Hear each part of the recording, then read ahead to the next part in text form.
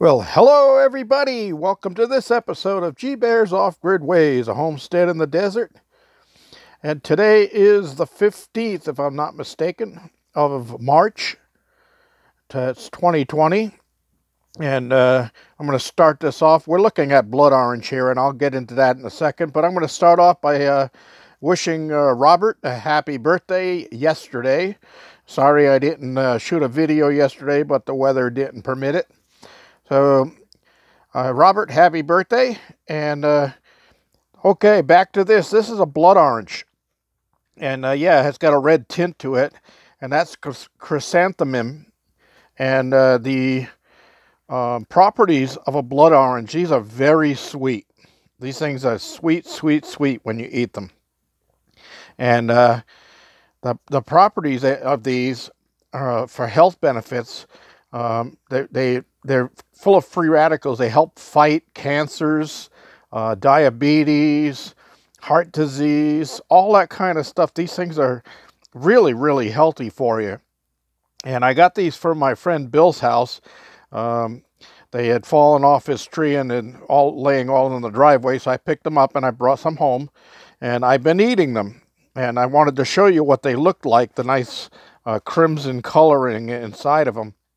They look kind of weird, but trust me, these things are delicious and healthy for you.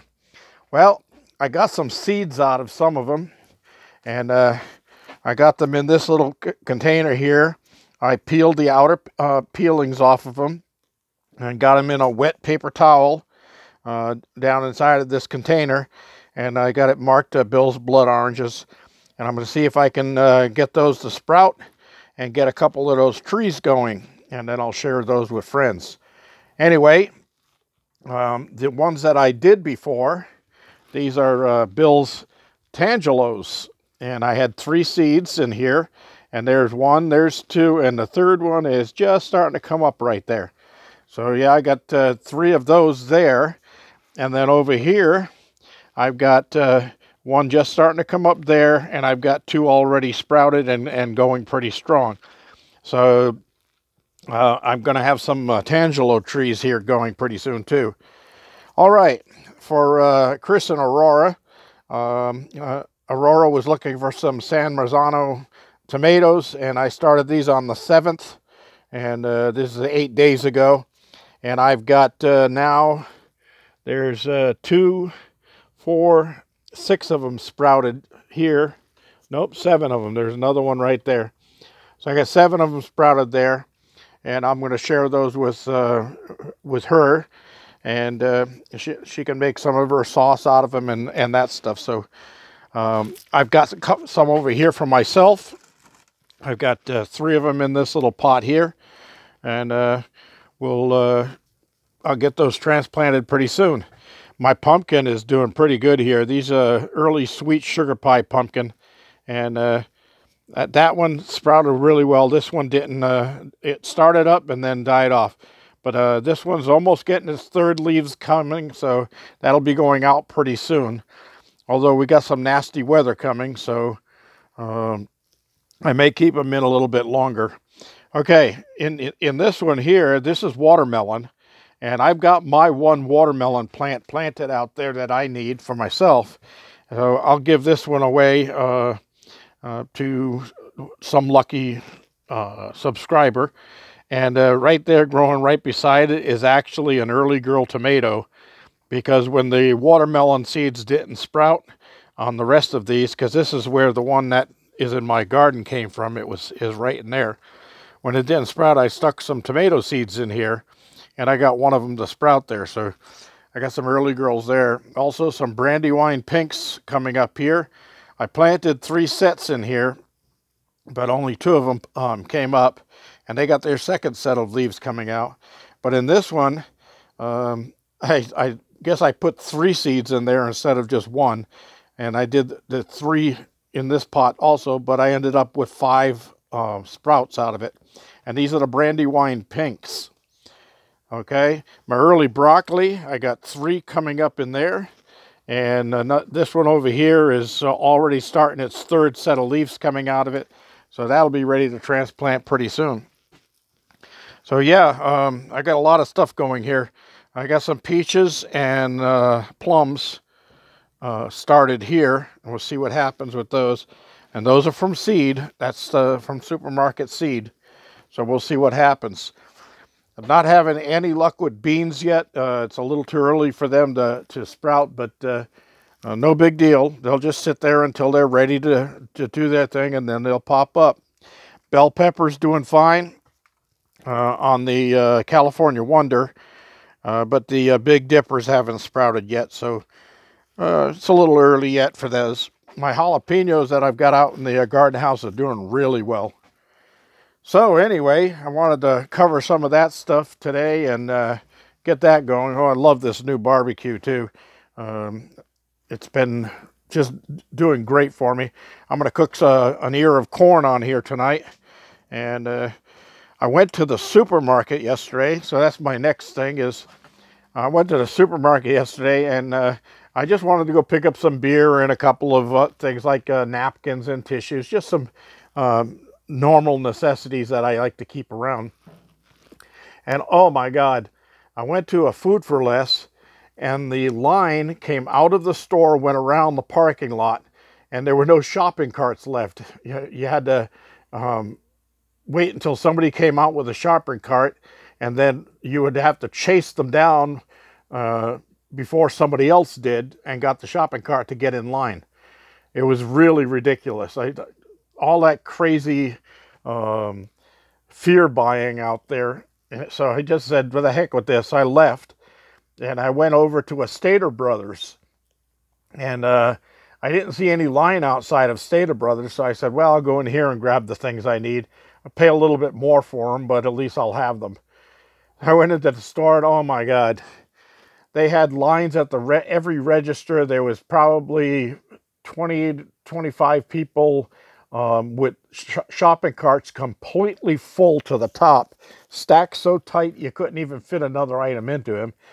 And I started going around the store, and the meat counters were completely wiped out. There was nothing left in the meat counters.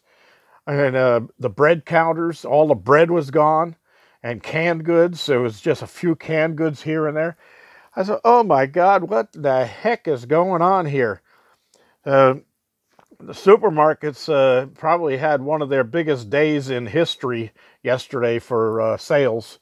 But to me, it was just totally ridiculous.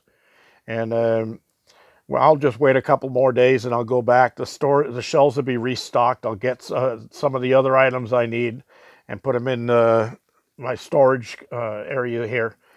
I've got enough food just right here in my cabin and in my container and in my motorhome in the 3 locations that I could go 6 weeks without ever having to go to a store. And I've got the fixing so I could make some beer if I had to. I make my own beer, and I've done that before, so I always keep some around. And I've got the wurts are canned, so they're sealed, so I don't have to worry about them going bad. So all I have to do is get 5 gallons of water boiling and mix in the wort, and then get my bottles all cleaned and sanitized and ready to go, and I'll let that cool down for a little while and just start bottling it all up, put it away, and in a couple of weeks I'll have a couple of cases of beer. So, you know, I could do stuff like that. I might have to build myself a new still because my old still is gone, and I could distill certain items, fruits and vegetables and things like that, and get some grain alcohol or some alcohol out of those, and I can make some happy-go-lucky stuff. But I'm not into hard liquors, so I don't do much of that anymore, the white lightning stuff. But, you know, pretty soon the grapevines will be putting out grapes, and I'll make some wine and things like that. So I know this isn't going to be a long-term thing, but it's really ridiculous out there right now. And I'm just avoiding the stores altogether. Just staying here, doing my thing. And the weather has been leaving clouds above me all day long. They normally go around both sides of me in like a big horseshoe, but now they're clear over the ends over there in both directions. Clear sky over there, and they're coming directly over me, but they're not dropping any rain. And just saw the weather report on TV a little while ago. They said that the rains are supposed to start again tomorrow night. So the biggest rains are going to be Thursday, Friday, but I'm not expecting the the media and the weather reports and that stuff. Scare tactics, all scare tactics. Just you can listen to half of what they say and step outside and look at the sky and make your own decision. Anyway, that's all there is for that today. I'm sorry I didn't have much more to do. I was out in the containers today doing a little bit of moving around in there. And I did some transplanting in the garden house. And I did some transplanting here. I got my my blueberry bush here. I moved it up to a bigger pot because I've got blueberries set on this, but it's still a little chilly out there, so I'll keep this indoors for a little while. But yeah, there's blueberries on there. Just waiting for them to fill in, and I'll have me some blueberries to go in my cereal in the morning. All right, everybody. G-Bear reminding you, give me a thumbs up down there, please. Don't forget to subscribe if you haven't already, and share with your friends. And oh yeah, one more quick thing before I go. There's an ad that plays on my channel in the beginning. I caught it the other day, and it's about this new nanotechnology pain patch that you just put between the pain and your brain, as the guy says on the commercial, and without having to take pharmaceuticals and pills and all that stuff. And within seconds, it relieves pain. And these things have a really good report from the consumers who have bought them already. So I ordered some, and I'm going to keep one here for myself. I don't very often have pain that I need it for, but it'd be nice to have one on hand just in case. And I ordered 3. So I'm going to keep one here.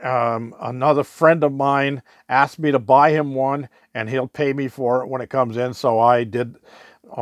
I ordered the 3 so I could get one for him. And then also, I'll have one extra. So I'm thinking that maybe that one, just maybe, I'm not making any promises yet, but maybe that one will end up on my channel as one of the first giveaways in the giveaway contest that I'll be starting. We'll see if that works out. So I'm going to test the product first to see if it works, and then I'll do a report on it. And then if it does everything that the guy claims it does, then yeah, probably will be doing a giveaway on it. But I'm not going to give away something worthless. I'm going to give something away that works. So if it doesn't work, they have a money-back guarantee on it. I'll just pack them all back up into a box and get my money back. All right, everybody. G-Bear signing off.